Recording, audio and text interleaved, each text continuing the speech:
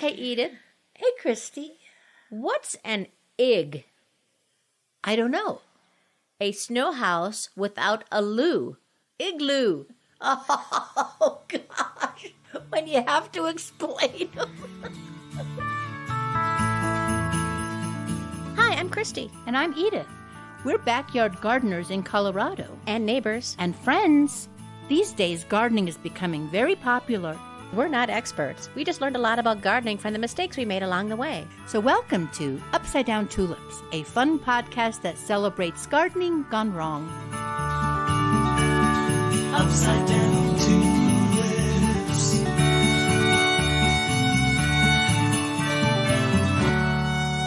Hello, Christy. Well, look who's here. It's Edith. It's me, and look who's over there. Hi. But she used to be such a long time ago.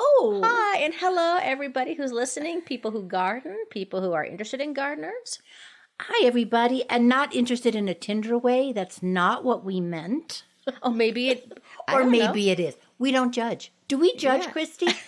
We don't judge. Yeah, no judgment. It is the second week of December. We haven't been down here doing this live show in a while, so we're excited. I'm glad to see you. I'm glad to see you and as I'm well. excited. This week's topic is gardeners, believe it or not. Oh my gosh, I found such incredible things doing the research. Oh, I'm excited. Well, I loved that. Was it a comic? Is that what you would call it? It would be in the newspaper, the Ripley's Believe It or Not. Believe It or Not. Yes, that used to be in the comics. You're right. I loved that. I think I remember even having like a book of it. And I loved reading all those interesting little bizarre facts about the world. And I loved the TV show. And I believed everything he wrote, and I believe it was all true. Or not.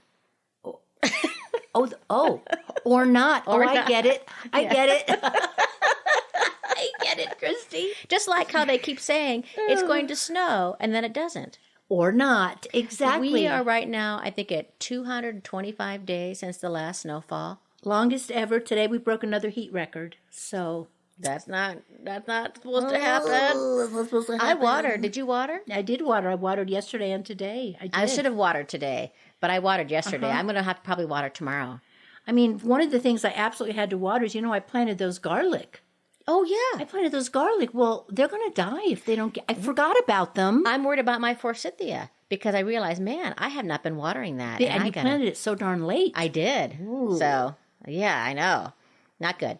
Hey, well, let's do a shout out, Edith, to a member of our garden party. Who would that be? This is a shout out to the fabulous Claire from Washington, D.C., our nation's capital. I love Claire. That's so wonderful. Claire, thanks for being a member of the garden party. Folks, this means that Claire throws a couple bucks our way each month to help support the podcast because she likes gardening tips and bad puns. Yeah. Thank you, Claire. And if you want to join the podcast, you can just click on the link in the show notes, folks, or you can go to our website at upsidedowntulips.com. Mm-hmm. You sure can. And we should also let folks know, Edith, Yes. that there are a lot of sales happening at our merch store. Oh, because it's gift-giving time. Yes. Yes. And there are lots of options for under $10. So if you need a stocking stuffer, we've got some masks. And you know what? If it's And under stickers. $10, it doesn't necessarily have to be a stocking stuffer. $10 is a perfectly good gift to put right under that it's tree. So, that's the rule in my family is $10 or homemade. Yeah. You have to be really creative. Yeah, absolutely. And we hope you like our creative merchandise. Excellent. So, Edith, Yes. what else is happening in your garden? Well, Christy, not a lot is happening. I've watered and stuff. And believe it or not, this last week I still picked a little bit of broccoli. What? Yes. In December. In December. Wow. It's interesting because the ones that are in the shade, because the sun has a low angle now, they've not gone to seed because they're not getting any sun. Oh, The one in the nice. sun, Christy, is still covered in bees. That's great. When I watered the other day, yesterday, bees came to drink the water on the ground. Oh, they were thirsty bees. They were thirsty. So that's happening, but that's it. That's all that's happening. Is anything happening in your garden? Well, first of all, Edith, I have a little believe it or not in the garden for you. Okay. Edith, believe it or not, did you know that rhubarb grows so fast you can hear it? No. Believe it or not. I believe it. So what's happening in my garden? Well, I I turned my compost pile, Edith. You did not. I did. Now, folks know I don't turn my compost very often, but because I have a gardening podcast now, it makes me more responsible. And I've also kind of learned turning it twice a year is better than turning it once a year. But here's the mistake I made. What? Is that I also that morning got my booster shot. Oh. And this is hand turning. So this is like me with the pitchfork. Really active for like 2 hours. And that booster shot put me down. And I think it's because I was so active. Well, but at least it's done or not, because I've not checked. Oh, that's true. It looks really pretty. I'm really proud of and then I also, I have all these herbs that I harvested, and then I dried them up in my attic, just on like cookie sheets. Sure. It gets hot up in my attic. The hardest part, of course, is processing them all so you can use them, which is stripping them all off of the stems and then putting them in the food processor a little bit. I processed thyme, basil, dried parsley, tarragon, oregano, and rosemary. And here's what I think you'll find interesting. Do you know when you go to the grocery store and you get a little thing of herbs, it's usually around $5 or $6, right? Yes. So I figured that I have gotten about $100 worth of herbs. Christy, that's amazing. I believe that. And this is a perfect segue for something. Shout out to my sister Uta from DC, who sent me an article from Consumer Reports on the amount of heavy metals in spices in the store. Even on herbs and spices. Even Heavy Christy, metals? Heavy metals, yes. Like we did. Like Remember AC/DC, the rock band? Oh, she's giving me a look. Oh, what a look. Man. If looks could, they would. Wow. Now, you listen up. Do you remember, I even looked back, in episode 27 and 28, remember we did heavy metals and baby food? Yes. So why wouldn't it be in a lot of the herbs that they're selling at the store? In fact, they found them in, like some of the cheaper brands. They also found them in Costco turmeric. They found them in Whole Foods brands. They found them in organic brands. Heavy metals. So the recommendation from Consumer Reports is, as you are doing, grow your own. It's so much fun to do, and they taste better. Yeah. And you get such pride in it. Absolutely. So. And you're not going to, they've actually found cases of lead poisoning from herbs and spices. Christy. Oh my gosh. That's what it said in Consumer Reports. And why would they lie? And I just saved myself $100. And you saved yourself $100. And your brain. You probably saved your brain. Hey, I was going to ask you. Yes. You were mentioning that you were going to go out and buy a plum tree. Did you? I did not. Okay. Because nobody had them.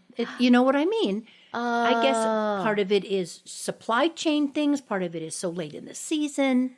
Yeah, but and it's interesting that you could even consider planting a tree in December in And that Colorado. was the other thing I wasn't sure about that.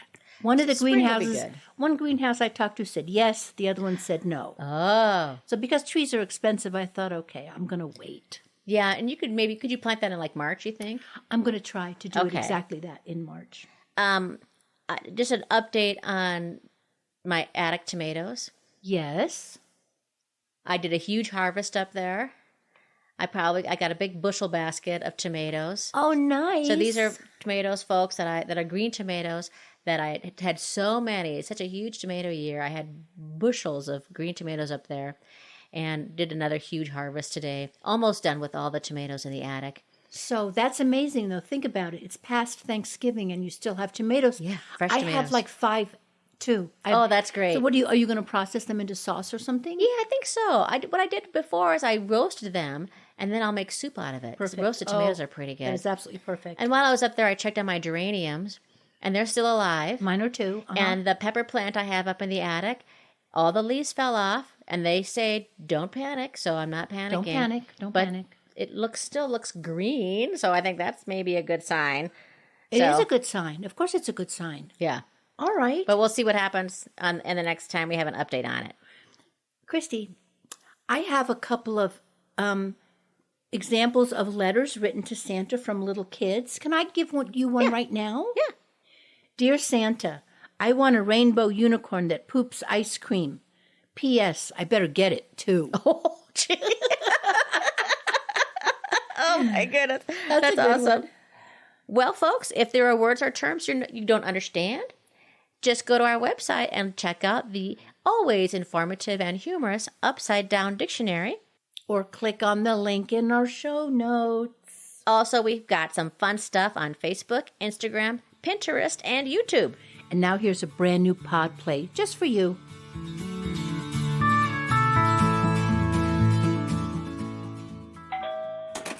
It's Gardener's Classic Movie Night. Christy, I've just made the popcorn. Where's your handsome and handy husband? He's off building me a greenhouse. Then he has a photo shoot with Handsome Husband magazine. So it's just us. What movie is GCM showing tonight? Let's see. It says here, The Martian. Doesn't sound like gardening to me. Is that the one with Matt Damon? Matt Damon. Well, I'm game if you are. You usually fall asleep in 10 minutes anyway. That is so not true. Welcome to GCM, Gardener's Classic Movies. Tonight's movie, The Martian, starring Matt Damon. Matt Damon. Don't fall asleep. I won't. All right, team. Stay inside of each other. Let's make NASA proud.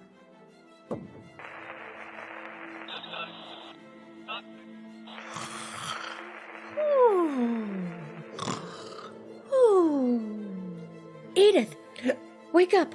This movie is finally starting to get interesting. Did I miss anything? So, Matt Damon is an astronaut stranded on Mars after his team assumes he died. I guess they just don't understand the gravity of his situation. He must rely on his ingenuity to find a way to signal Earth that he is alive and can survive until a potential rescue. You know, there sure has been a lot of fictional money spent on saving Matt Damon. He has to grow 3 years' worth of food on a planet where nothing grows.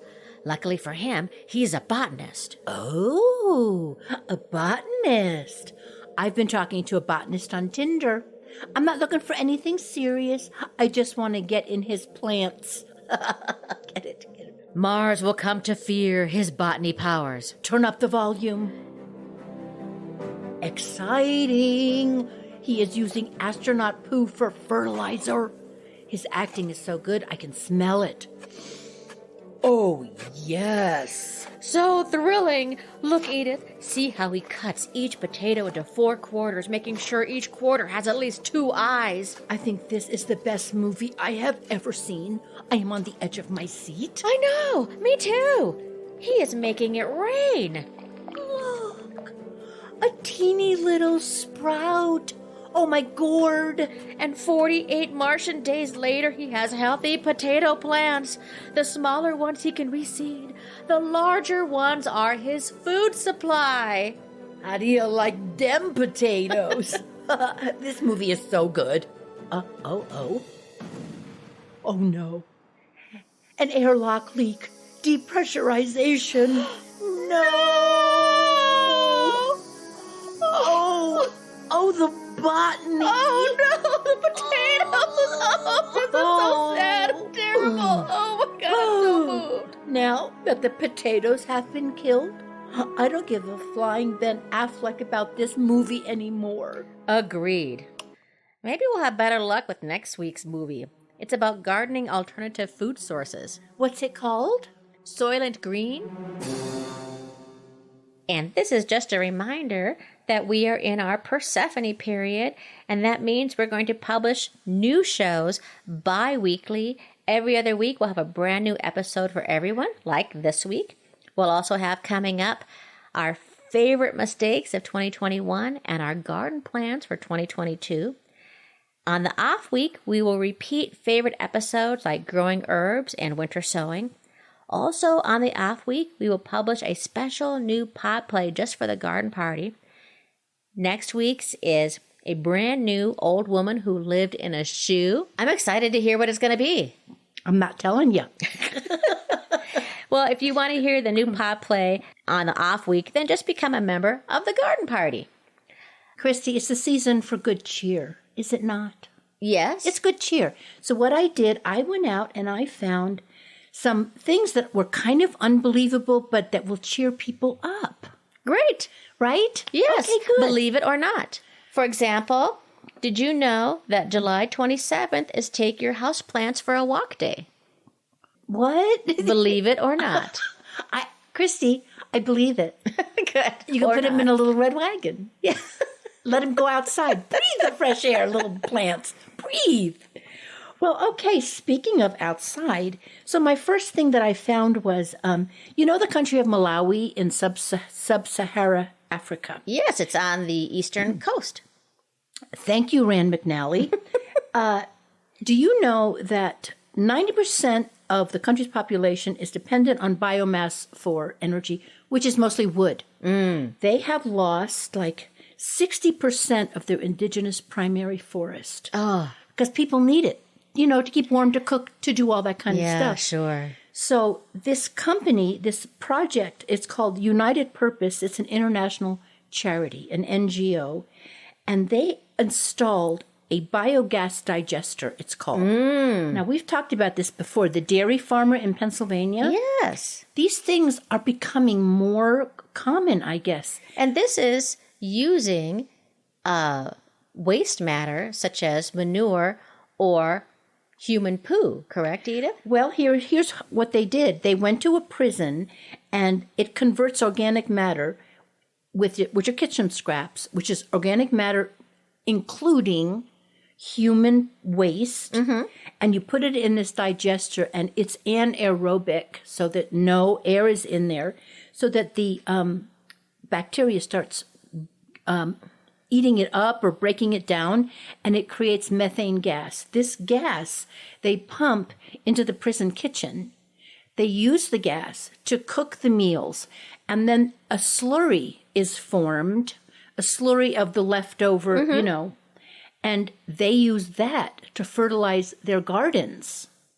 So it's a total, complete circle. And they don't need to use wood to cook or to heat buildings. Exactly. They don't need to use that. Because those type of forests, they call them the lungs of the earth. Yes. Yes, they do. And also, they have also found it is cheaper. It is much cheaper to do it this way than to, like, for an institution to use oil or gas. It's better to use this bio. And it sounds weird, but it doesn't smell at all. You would think, like, No. oh my gosh, this is going to be this. Oh, no, it's anaerobic. Yeah. You can't smell anything at all. You're right. And it makes so much sense when you figure how much we reuse other things, even like dinosaurs, right? Yes. Dinosaurs were, became fossilized, and we use that as oil. Boy, doesn't it make much more sense for us to use waste or Christy, that's manure. a really good point. Because I think so they cut firewood consumption by half. They are saving, this prison is, $400 each month on firewood and electricity. That's a lot of money. Yeah. Why wouldn't someone go this way? And some people might be a little, about human waste. Well, they're a little like, what word am I looking for? Not tender, but little iwy. Yeah, little ewy. Yeah. No. Well, don't be. Just grow up. Believe it or not. Believe it or not. Hey, Edith. Yes. Believe it or not, a single dandelion can produce 2,000 seeds. Oh my gosh, I totally believe that. I think I do. Wait a minute. No, I don't. Really, Christy? Or not. Okay. Oh, okay, Christy, here's another letter from Santa. Dear Santa, define good.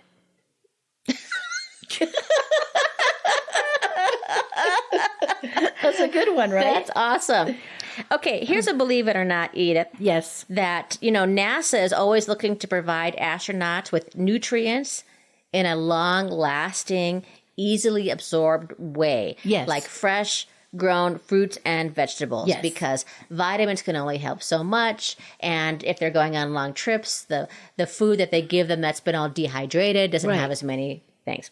Sure. Good. So the challenge to do it, though, is without gravity and without sunlight. Well, what they have in the International Space Station is something called the Vegetable Production System, known as Veggie. And it's a space garden residing in the space station. It's about the size of a piece of luggage, and it grows in a clay-based growth media Yeah. and fertilizer, and so it helps distribute water and nutrients. And with the absence of gravity, the plants use other environmental factors such as light to orientate themselves and to guide their growth. So they have light emitting diodes, LED lights that will give them light. And to date, Veggie has successfully grown a variety of plants, including 3 types of lettuce, cabbage, mustard, kale, and even zinnia flowers. Oh, I love zinnias. The flowers were especially popular with astronaut Scott Kelly, who picked a bouquet and photographed it floating in the cupola against the backdrop of Earth. Oh, man, that's great. Christy, I think when someone says outer space or a spaceship, space station, I always think of Star Trek. So I always think they have these huge windows that the sun would come in. I guess they must not. Huh? I guess not. No sun. Yeah, they have to provide their own light. Wow, interesting indeed. I believe it. Okay, my next one, Christy. Speaking of strange places to garden, okay? In 1998, now we're talking about a town called Inuvik, which is north of the Arctic Circle, 120 miles north of the Arctic Circle. It's a town of 3,200 people.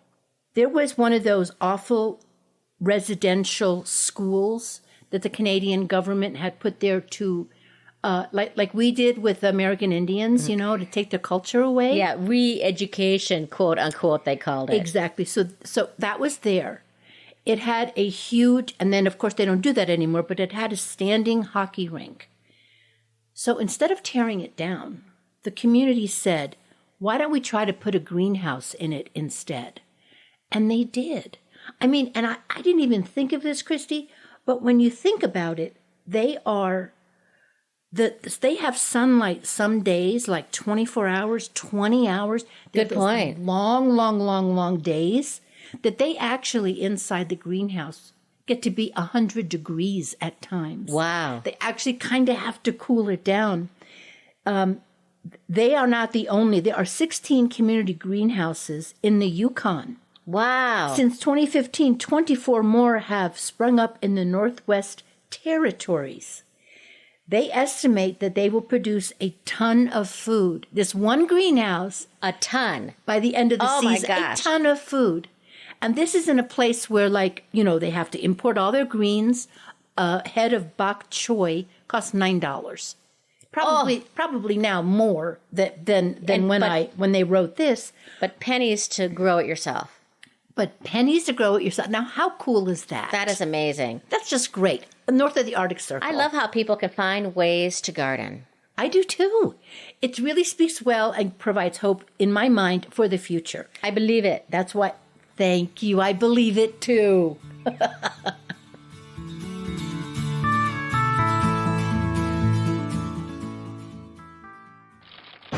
Dateline, December 11th, 2021.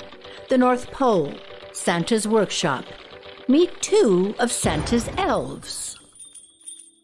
Good morning, Shinny Upatree. Bright and early it is, Wunorse Opanslae. Did you hear that? Well, of course I did. I'm not deaf. It's Santa Claus. And it's not good. Oh.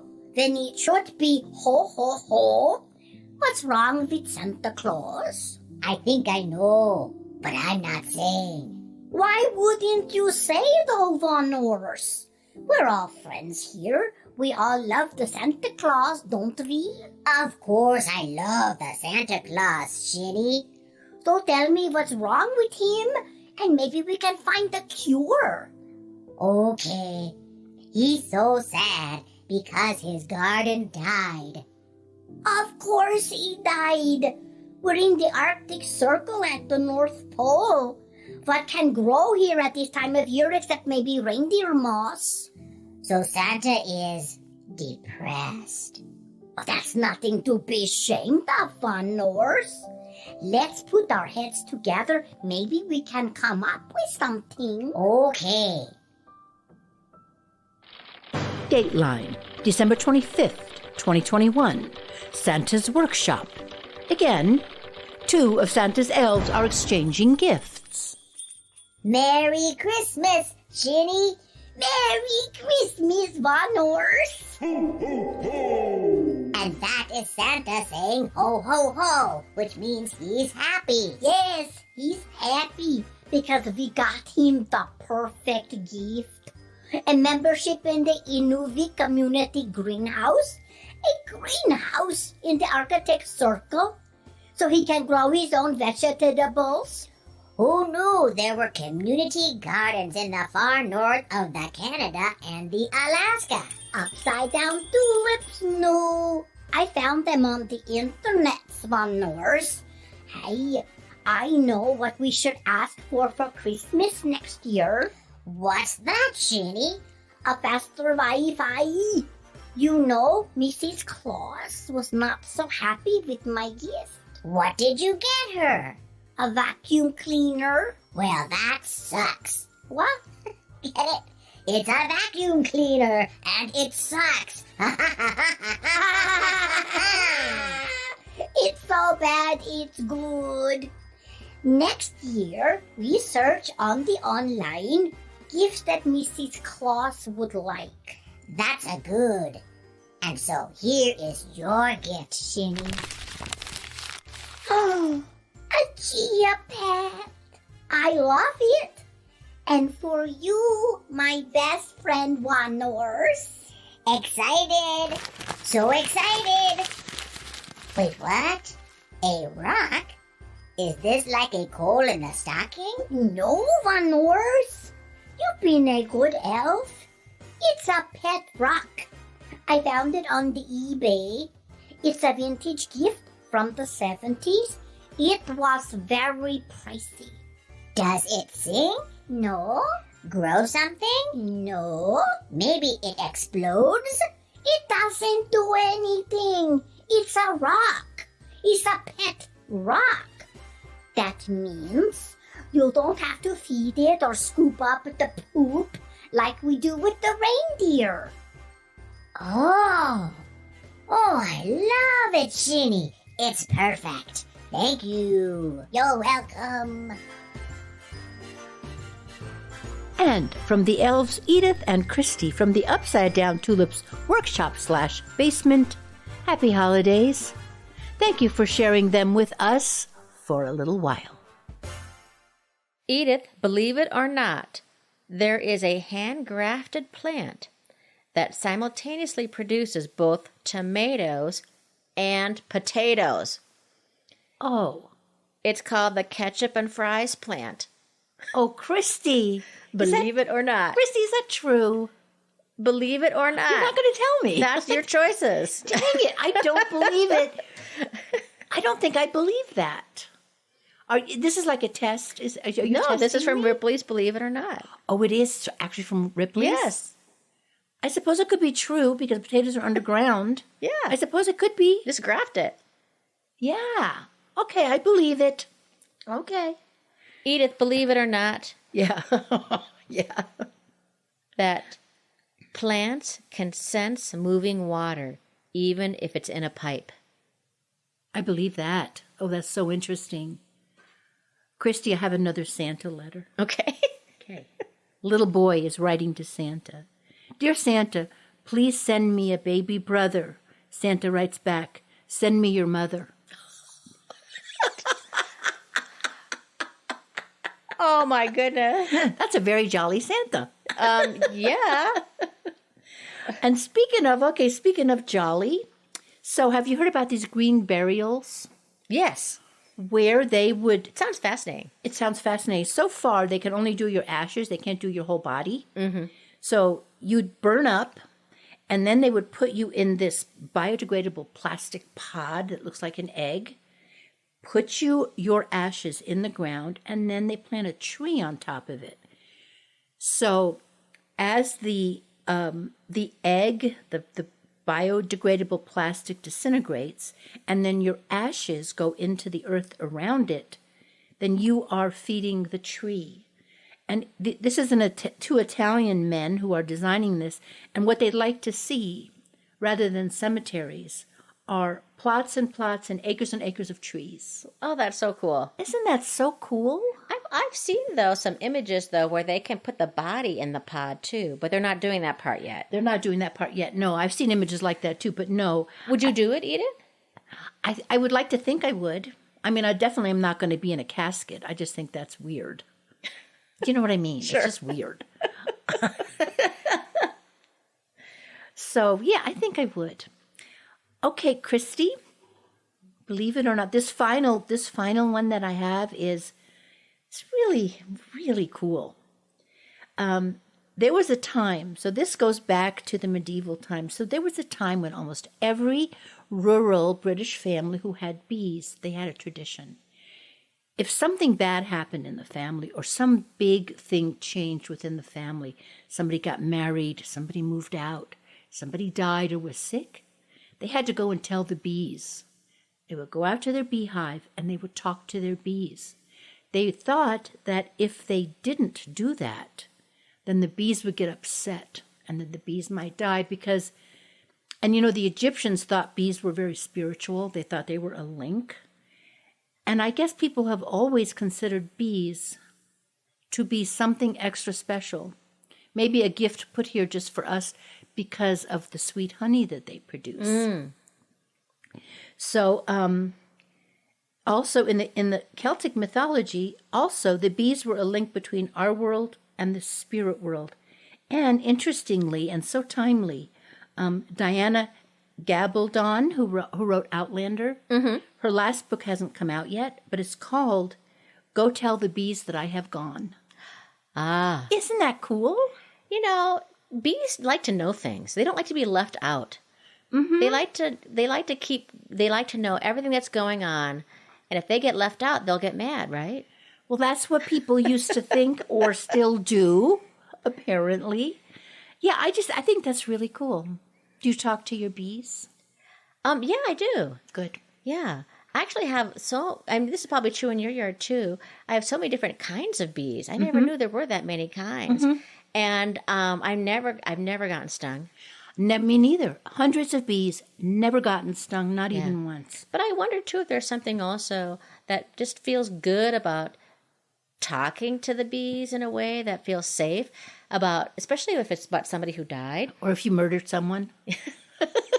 Right. Because they wouldn't, be able to tell anybody. You could do that. You could get it off your chest. You could go through the grieving process. You could celebrate if somebody got married. And you could do it in a place. Like, it almost reminds me of, have you seen this thing where people will put telephone booths that don't go anywhere? Like, they'll put a telephone booth in a forest, and you could just pick it up and you could talk to whoever you want to talk to. Oh, that's so cool. But you could do that, or you could tell the bees. Or you can tell the bees. That is really wonderful. Do you know that down the Arc, down on 20th and Pierce, has a poetry box? And you can write a poem and you can put it in the poetry box. Oh. Isn't that cool? That is cool. A poetry box. Yeah, well, very good. That's all the news. Do you have any more, believe it or not? Yes. Of What course is I do. it? Edith, What? believe it or not, trees relax their branches at night as if they are sleeping. Oh, I totally believe that. Edith, What? believe it or not, a car park in Thailand is in full bloom after a taxi company transformed its fleet into a community garden to help feed drivers put out of work by the pandemic. Oh, wow. They made gardens out of the taxis. Out of the taxis. Yes. They put dirt in the cars. Yes. And planted stuff. Yes. Wow. Wow. That or a space station. I don't know. Which do I believe? Or I not. don't know. Or not. Edith, What? it's your favorite time. Tick, tick, tick, tick, tick, tock, tick, tock. It's my favorite time. It's mailbag time. Ring, ring. Ring, ring. Look what I have in my hand. A letter. It's a letter from Sean. He says, hello to you both. I've been meaning to listen to the podcast, and today I finally did. Good. Good. Thank you. You both are so much fun, and the show is delightful to listen to. Thank you, Sean. Thank you. I am in the process of trying to grow Venus flytraps in my dining room, he says, and it's not going well. I've been obsessed with them ever since I saw Little Shop of Horrors as a kid. Oh. I was given a plant back then, but it died when I fed it mac and cheese. Why? Was it Kraft mac and cheese? What? Because when you're a kid, that's all you want to eat. Of course. Is Kraft macaroni and cheese. Of course. Okay. Anyway, I thought I'd share and wondered if you have ever talked about growing in terrariums in the cooler weather. Thanks, Sean. Okay, Sean and Edith. Yes. Do you know where Venus flytraps are native to? Venus. What? You know, that makes sense now that you think about Of course it does, right? It is South Carolina. No.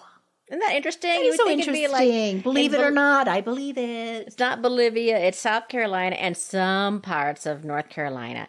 And it is in a rapidly declining native range, and the species is currently under the Endangered Species Act review. No kidding. Well, the interesting thing about Venus flytraps, and this might help you, Sean, is that it's tricky to grow them inside. And they are best grown outside, like on a patio Oh. or balcony. So the play lied. Right. Don't That's look right. to a play for your botanical knowledge. And I did some research, and these are some of the things that people had in common, which is one is that Venus flytraps do not need any nutrients from the soil. Really? They're a rhizome. They have very short roots because guess where all their nutrients come from? The air? Bugs. No. Oh my gosh, what they eat the bugs. Yes. Oh wow. So the roots have adapted through this process.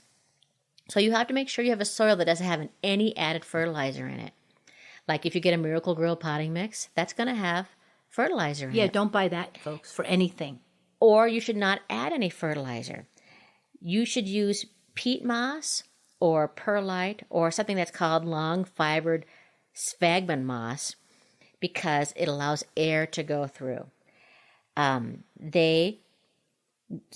you water a Venus flytrap, you have to make sure that you're not using tap or bottled water because it could have some nutrients in there or some minerals that can kill the plants. You always have to use rainwater, distilled water, or water that's osmosis water. That's so interesting. Any extra fertilizer in it will make the plant, it's just like over-fertilizing your Oh my plant. goodness. Also, and this could be what's happening to Sean's plant, is that Venus flytraps have a dormancy period. So just like we were talking about my peppers and geraniums up in the attic, that if they are continually forced to be alive, they will get exhausted and die. Oh wow. So you need to slow down the growth. It will shed its leaves. It will come back in the spring, and it can even flower.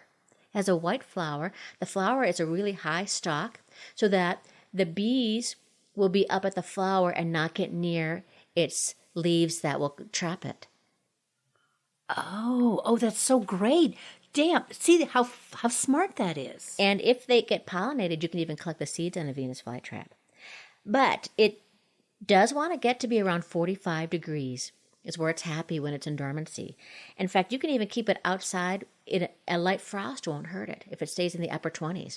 So right now, I mean, you could keep, in this weather we've been having here in the Denver metro area where it was 74 today Yeah. in December, you could keep a Venus flytrap still outside. They don't recommend a terrarium They don't? in the long run because there's no drainage. And okay. also accidental minerals can build up and bacteria can develop on a Venus flytrap. Where I've seen some controversy is about how much moisture. I've heard people say, let it dry out or it'll rot. And then other people say, you got to keep it in water the whole time. I think the main thing is that it should be, your favorite word, Edith, it should be moist. But not soggy. Moist but not soggy. Shout out to the word moist and never standing in water. Okay. So, and then of course you don't ever need to feed it. It will catch its own insects if Is it's that left right? outside. Really? You don't need to feed it. It'll catch its own stuff. So if you have it in the house, you better have bugs in the house. Yeah, and a live bug is best. Beef or chicken will kill it. Macaroni and cheese Not good. will kill it. And you don't want to trigger the traps too much, or it'll wear the plant out. Because it's kind of fun to see them close. So maybe you could do it every now and You then. can wear the plant out. Yeah, you'll get tired. So, believe it or not, that's about Venus flytraps. What a fascinating plant! They're so pretty too. They can come in these really beautiful red colors. One's called the B52. It's huge, huge leaves, and it's a bright red. They're just so many different varieties. But grow it outside, and then let it go dormant. Christy, thank you for doing all that wonderful research. It was super fun. That is really, really good. And friends, if you have gardening stories, questions, successes, flops, what should people do, Edith? They should write to us by email or call us on the phone. UpsideDownTulips@gmail, please, or at our website at UpsideDownTulips.com. And now it's time for the inspiration of the week. Our inspiration comes from W.J. Vogel. To shorten winter, borrow some money due in spring. Love it, Edith. Isn't That's that great. Hey, everybody. Thank you for listening. We hope you thought that was good. We are Edith Weiss and Christy Montour Larson. Did you get some laughs, some value out of this episode? Do us a favor, would you? Hit that subscribe, like, or follow button wherever you listen to your podcasts. Thank you so much to Denise Gentilini for composing and performing the Upside Down Tulips theme song. Want more? Go to denisegentilini.com, or you can find that link at upsidedowntulips.com. And kudos to our excellent yet enigmatic engineer. And special thanks to our local nursery and friend of the show, Southwest Gardens. Best nursery in Denver. Join us next week, won't you, for a new pod play for the garden party and an awesome repeat on herb gardening for everyone. Don't forget, if you make a mistake, Your garden will forgive you. Upside down tulips.